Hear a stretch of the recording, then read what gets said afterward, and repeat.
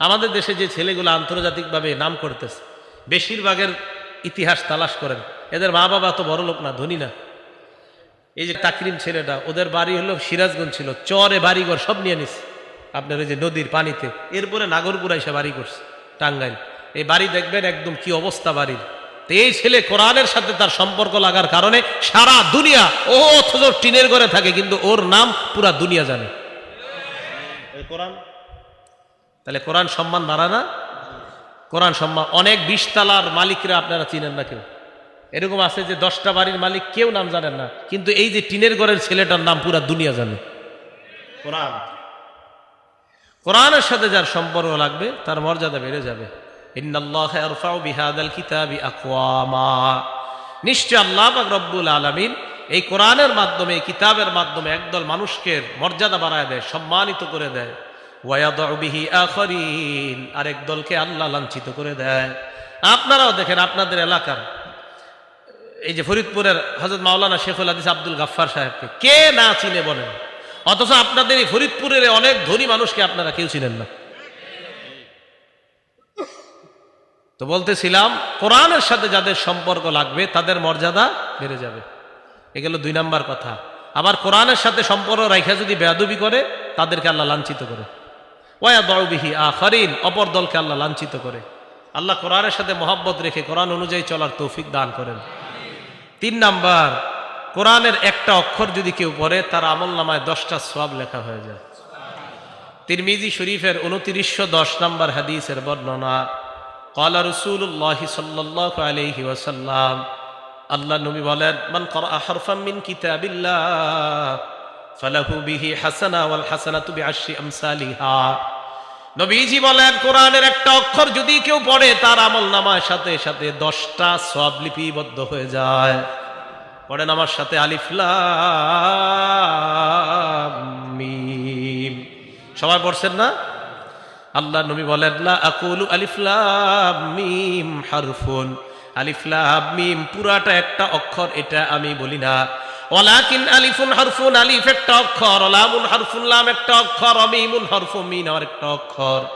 এই আলিফ লাম মিম তোমরা পড়লা, আল্লাহ নবী বলেন তোমাদের আমল নামায় 30টা সওয়াব লিপিবদ্ধ হয়ে গিয়েছে। 4 নাম্বার, কোরআন যে পড়ায় আর যে পড়ে তাদেরকে নবী দুনিয়ার সর্বোত্তম ব্যক্তি বলছে। কোরআন যে পড়ে আর যে পড়ায় তাদেরকে দুনিয়ার সর্বোত্তম ব্যক্তি বলছে। এই তিরমিজি শরীফের আগের হাদিসটা 2909 নাম্বার হাদিস। ক্বালা রাসূলুল্লাহ সাল্লাল্লাহু আলাইহি ওয়াসাল্লাম, খায়রুকুম মান তাআল্লামাল কুরআনা ওয়া আল্লামা, তোমাদের মধ্যে সর্বোত্তম ওই ব্যক্তি যে কোরআন শিখে এবং অন্যকে শিখায়। এলাকার ছোট্ট ছোট্ট মক্তবের মধ্যে উস্তাদরা ছাত্রদেরকে পড়ায়, বলো আলিফ, ছাত্র পড়ে আলিফ, বলো বা, ছাত্র পড়ে বা, বলো 2 নুক্তাওয়ালা কফ, ছাত্র পড়ে 2 নুক্তাওয়ালা কফ। এই যে উস্তাদ পড়ে আর ছাত্র পড়ে, উস্তাদ পড়ায় আর ছাত্র পড়ে, আল্লাহ নবীর ভাষায় নবী বলেন আমি তোমাদেরকে দুনিয়ার সর্বোত্তম ব্যক্তি বলে ঘোষণা করলাম। আপনি মানেন আর না মানেন, রসুলের কথা এটা মানতেই হবে। না মানলে আপনার লস, মানলে আপনার লাভ। তাহলে যারা পড়ছে মাদ্রাসায়, যারা পড়াচ্ছে তারা দুনিয়ার সর্বোত্তম ব্যক্তি। 5 নাম্বার, যে ব্যক্তি কোরআন পড়ে তার দৃষ্টান্ত সুস্বাদু গ্রামযুক্ত কমলা লেবুর মতো। কমলা লেবু যদিও আসলে কমলা লেবু না, এটা আরবে পাওয়া যায় ফলটা, উত্রুজ্জার মতো আসছে হাদিসে। উত্রুজ্জাটা অনেকটা মালটার মতো, তবে মালটা না, এটা আরবে পাওয়া যায়। সহিহ বুখারী হাদিস নাম্বার 5427 নাম্বার হাদিস। ক্বালা রাসূলুল্লাহ সাল্লাল্লাহু আলাইহি ওয়াসাল্লাম, আল্লাহ নবী বলেন, মাসালুল মুমিনিল্লাযী ইয়াকরাউল কুরআন কামাসালিল উতরুজ্জা, যেই মুসলমান, যেই মুমিন কোরআন পড়ে তার দৃষ্টান্ত হলো মালটার মতো বা কমলা লেবুর মতো। রিহুহা তাইয়্যিবুন ওয়া তা'মুহা তাইয়্যিবুন, যার ঘ্রাণও বড় চমৎকার, যার স্বাদও বড় চমৎকার। ইমানদার যদি কোরআন পড়ে ইমানের কারণে আর কোরআন পড়ার কারণে, এই 2টা গুণের কারণে, 1 নাম্বার ইমান, 2 নাম্বার কোরআন, দুটোটার কারণে ওই ইমানদার আল্লাহর কাছে স্বাদ এবং ঘ্রাণওয়ালা ইমানদার হয়ে যায়। একজন কোরআন পড়ে আর একজন পড়ে না, আল্লাহ কয় এটার ঘ্রাণ আছে আমার কাছে খুব বেশি, আল্লাহর কাছে ঘ্রাণযুক্ত ইমানদার হয়ে যায়। ওয়া মাসালুল মুমিনিল্লাযী লা ইয়াকরাউল কুরআন, যে ইমানদার কোরআন পড়ে না তার দৃষ্টান্ত মাসালুত তামর, খেজুরের মতো। বলেন যে ইমানদার কোরআন পড়ে না তার দৃষ্টান্ত কার মতো? খেজুর। খেজুর কিসের মতো? খেজুরের মতো। লারি হালাহা, খেজুরের গ্রান নাই। অতমুহা তয়্যিবুন, তবে খেজুর মিষ্টি। তমুহা হুলবুন, তার মিষ্টতা আছে। ইমান আর থাকার কারণে তার মাঝে একটা স্বাদ আছে, কিন্তু কোরআন না পড়ার কারণে তার গ্রান নাই। তাহলে দুই মুমিন একসাথে আছে, একজন কোরআন পড়ে, আরেকজন কোরআন পড়ে না। ইমানের কারণে তার স্বাদ আছে, আরেক মুমিনের ইমানও আছে, কোরআনও আছে, তার স্বাদও আছে, আবার আজীব একটা গ্রানও আছে, তার একটা গ্রানও আছে। 3 নাম্বার, ওমাসালুল মুনাফিকিল্লাযী ইয়াকরাউল কুরআন কামাসালির রাইহদাম। কোন মুনাফিক যদি কোরআন পড়ে তার দৃষ্টান্ত গোলাপ ফুলের মতো। কোন মুনাফিক কোরআন পড়ে তার দৃষ্টান্ত গোলাপ ফুলের মতো। গোলাপ ফুল কেমন? কয় রিহুহা তাইয়িবুন, এই গোলাপ ফুলের গ্রান বড় চমৎকার। তা'মুহা মুরগুন, তবে স্বাদ একদম তিতা। মুনাফিক হওয়ার কারণে স্বাদ নাই, তবে গ্রান আছে। 4 নাম্বার, ওমাসালুল মুনাফিকিল্লাযী লা ইয়াকরাউল কুরআন। যে মুনাফিক সমাজে বইলা বেড়ায় আমি ইমানদার, আসলে ইমানদার না, দিলেও ইমান নাই, মুখে শুধু বলে ইমানদার। 1 নাম্বার তার মুনাফিকি পরিচয়। 2 নাম্বার সে কোরআন পড়ে না, নামাজও পড়ে না, কোরআনও পড়ে না। তার দৃষ্টান্ত কামাসালিল হানজালা, মাকাল ফলের মতো। যে মাকাল ফলের গ্রানও নাই, তার স্বাদ একদম তিতা। তাহলে যে ইমানদার কোরআন পড়ে তার দৃষ্টান্ত গ্রানওয়ালা এবং স্বাদওয়ালা ফলের মতো। তাহলে আমরা ইনশাআল্লাহ গ্রানওয়ালা এবং স্বাদওয়ালা ইমানদার যেন হতে পারি, আল্লাহ তৌফিক দান করেন। তাই মাদ্রাসায় যে ছেলেগুলা পড়াশোনা করে, আপনারা বলেন মক্তবে, মাদ্রাসায় অথবা উলামায়ে কেরাম যারা পড়ায়, তাদের তো 24 ঘন্টা তাদের থেকে একটা ওই কোরআনের গ্রান বের হতেই থাকে। সুবহানাল্লাহ। কি কথা বিশ্বাস হয়েছে তো সবার? কেন হবে না? বুখারী শরীফের 5427 নাম্বার হাদিসের বর্ণনা বললাম এটা। 6 নাম্বার, রাতের বেলা আপনি একা একা উঠে কোরআন পড়তেছেন 2টা 3টায় বা 3:30টায়, কথার কথা, হ্যাঁ 3:30টায় উঠছেন, অথবা বাচ্চাদেরকে উঠাই দিয়েছেন, এলাকার সবাই ঘুমায়, এলাকার কেউ কোরআন শোনার মতো নাই। আল্লাহ নবী কয় তো কি হয়েছে, কেউ না শুনলে ফেরেশতারা শুনে। কোরআন যে ব্যক্তি পড়ে, যারা কোরআন পড়ে তারা আল্লাহর পরিবারভুক্ত হয়ে যায়। বলেন কোরআন ওয়ালা কার পরিবারভুক্ত? একটু জোরে বলেন, কোরআন ওয়ালা কার পরিবারভুক্ত? হ্যাঁ, কোরআন ওয়ালা আল্লাহর পরিবারভুক্ত। দলিল ইবনে মাজাহ কিতাবের নাম, হাদিস নাম্বার 215 নাম্বার হাদিস। ক্বালা রাসূলুল্লাহ সাল্লাল্লাহু আলাইহি ওয়াসাল্লাম, আল্লাহ নবী বলেন, ইন্না লিল্লাহি আহলিনা মিনান নাস, মানুষের মধ্যে কিছু মানুষ আছে যারা আল্লাহর পরিবারের সদস্য।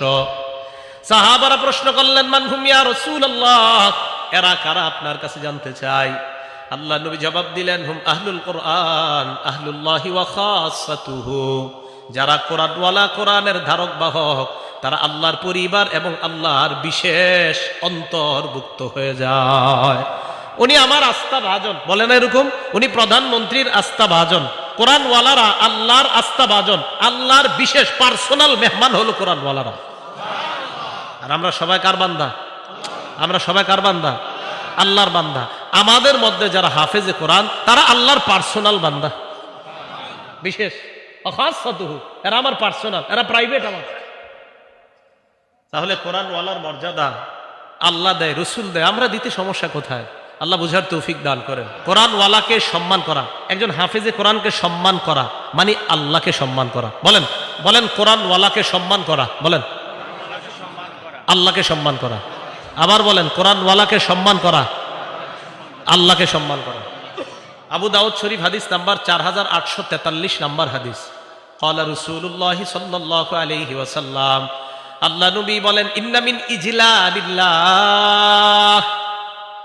ইকরামা যিস শাইবাতিল মুসলিম, সাদা দাড়িওয়ালাকে সম্মান করা, ওয়া হামিলিল কোরআন, কোরআনওয়ালাকে সম্মান করা, ওয়া ইকরামা যিস সুলতানিল মুকসিত, ন্যায়পরায়ণ শাসককে সম্মান করা মানে আল্লাহকে সম্মান করা।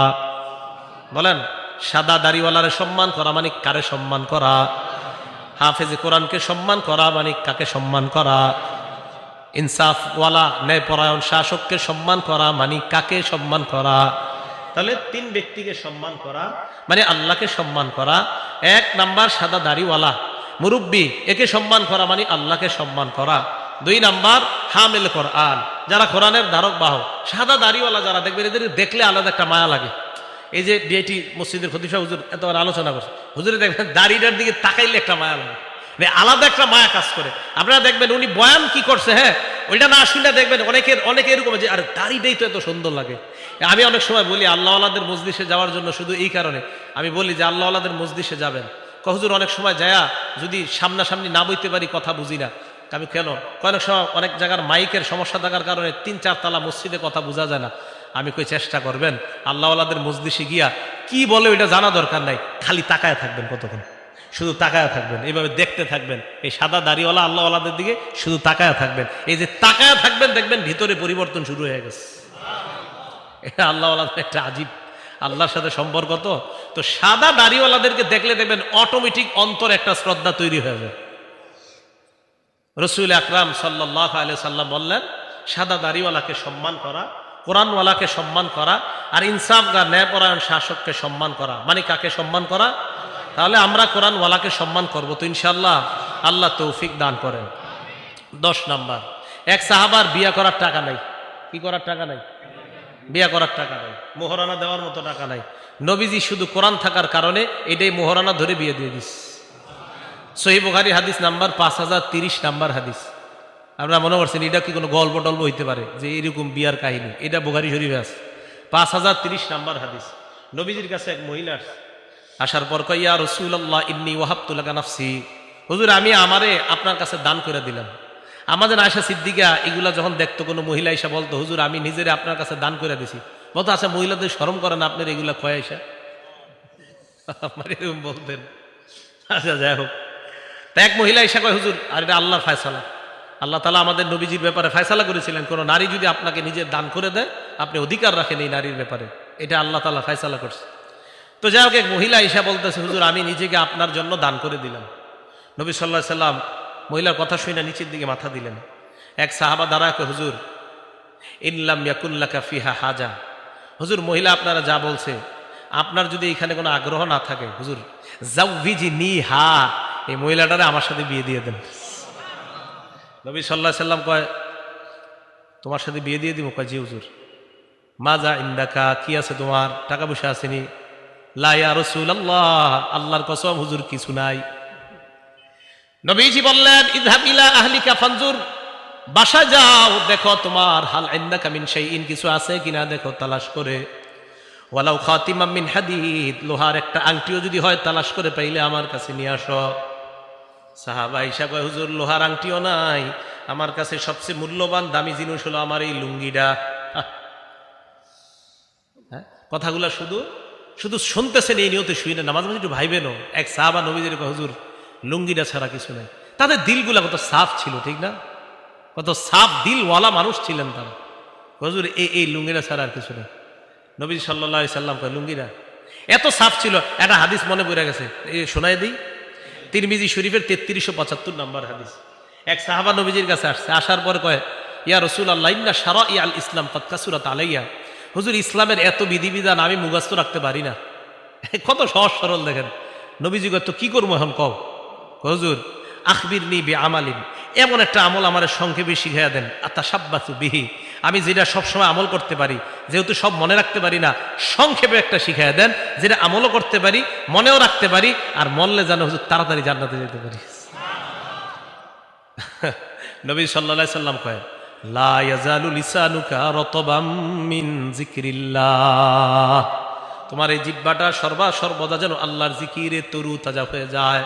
জিহ্বাটা সর্বদা আল্লাহর জিকির দ্বারা ভিজিয়ে রাখবা, আল্লাহর জিকির দ্বারা সিক্ত রাখবা, মরবা আর আল্লাহর জান্নাতে প্রবেশ করবা। খুব সহজ সরল ছিলেন সাহাবায়ে কেরাম। যাক বলতেছিলাম, তবে হুজুর লুঙ্গিটা ছাড়া আমার কিছু নাই। আল্লাহ নবী কয়, মিয়া তোমার এই লুঙ্গি যদি মোহর দাও, এটা কাইটা যদি অর্ধেক দাও, অর্ধেক দিয়ে তো কষ্ট হবে তোমার পড়তে, আর অর্ধেক যদি তোমার বউরে দাও, না যাও, বিয়া হবে না। কথা কিন্তু শেষ।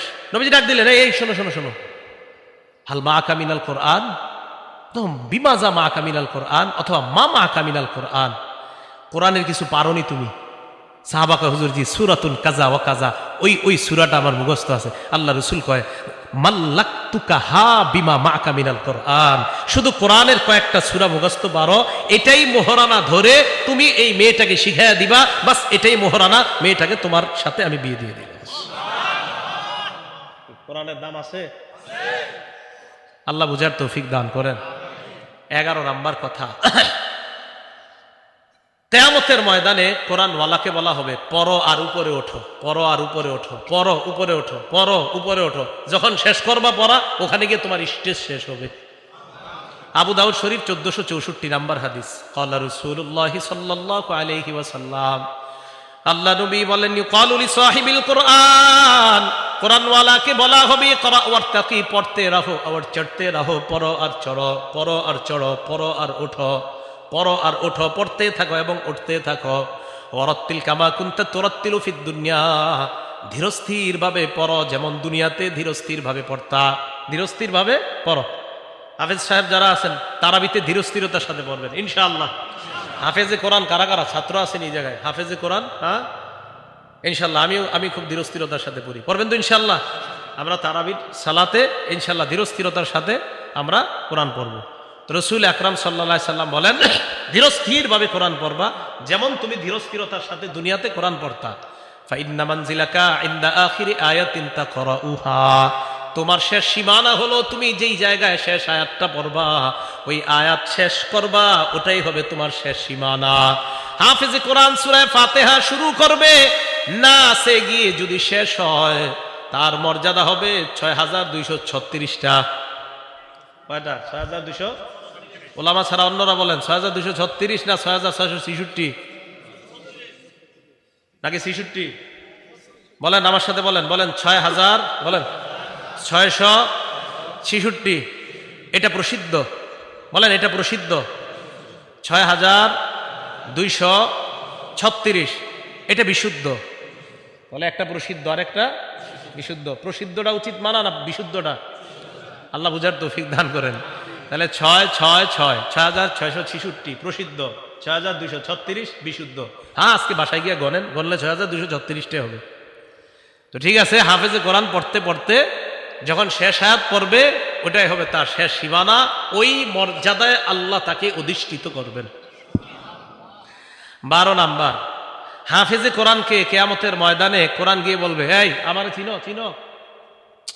তো হাফেজে কোরআন বলবে, না মা আরিফুক, আমি চিনি না তোমারে। আরে আমার চিনো না? না চিনি না। মুসনাদে আহমদ 22950 নাম্বার হাদিস। এই কোরআন গিয়ে হাফেজে কোরআন বলবে, হাল তারিফুনি, আমারে চিনো? তো বলবে, না মা আরিফুক, আমি চিনি না। কোরআন বলবে, আনা সাহিবুকাল কোরআন, আমি হলাম তোমার দুনিয়ার সাথী কোরআন। আনাল্লাযী আযমাতুকা আনাল্লাযী আযমাতুকা ফিল হাওয়াজির, আমি ওই কোরআন, যেই কোরআন তোমাকে দিনের বেলা পিপাসার্ত রেখেছিলাম, অথবা আযমাতুকা ফিল হাওয়াজির, দিনের বেলা খাইতে দেই নাই, ওয়া আসহারতু লাইলাতাক, রাতের বেলা ঘুমাইতে দেই নাই। এরপর এই কথা বলার পর ইউতাল মুলকা বিয়ামিনিহি, ওই হাফেজে কোরআনের ডান হাতে জান্নাতের মালিকানা দিয়ে দেওয়া হবে। ওয়াল খুলদা বিয়াসিরি, অথবা বিশিমালিহি, বাম হাতের মধ্যে জান্নাতে থাকার সর্বদা যেন থাকতে পারে। প্রথমে মালিকানা, এরপর হলো রেজিস্টার, প্রথমে মালিকানা, সেল পারমিশন, প্রথমে মালিকানা। আপনারা জায়গা জমিন কিনলে সেল পারমিশন, এরপরে আপনারা যান, টিন লাগে, টিন লাগার পর রেজিস্ট্রেশন করতে হয়। হাফেজে কোরআনের ডান হাতে মালিকানা দেওয়ার পর ওয়াল খুলদা বিশিমালিহি, বাম হাতে জান্নাতে চিরস্থায়ীভাবে থাকার সার্টিফিকেট দেওয়া হবে। ওয়ায়ুদাউ আলা রাসিহি তাজুল ওয়াকার, তার মাথার মধ্যে সম্মানের মুকুট পরিয়ে দেওয়া হবে। দুনিয়ার মধ্যে যদি কোনো হাফেজে কোরআনের কোনো দাম নাও থাকে, আখেরাতে কিন্তু তার মাথায় সম্মানের মুকুট। মানে আমাদের চোখে যদিও মনে হয় যে হাফেজে কোরআনের দাম নাই। আচ্ছা আপনারা বলেন তো, বাংলাদেশের নামটা সারা পৃথিবীতে সবচেয়ে উজ্জ্বল করছে কারা? এই কথাটা, এটা আপনি মানেন বা না মানেন, এটাই সত্যি কথা। আল্লাহ পাক রব্বুল আলামিন কোরআনের ব্যাপারে কোনো মানুষের অন্যায় কোনো কথা আমরা কর্ণপাত না করে, আমরা যেন কোরআনের আজমত মুহাব্বত আগের চেয়েও আরো বেশি বাড়িয়ে দিতে পারি। আল্লাহ তৌফিক দান করেন। আমিন। ওয়া আখিরু দাওয়ানা আনিল হামদুলিল্লাহি রাব্বিল আলামিন।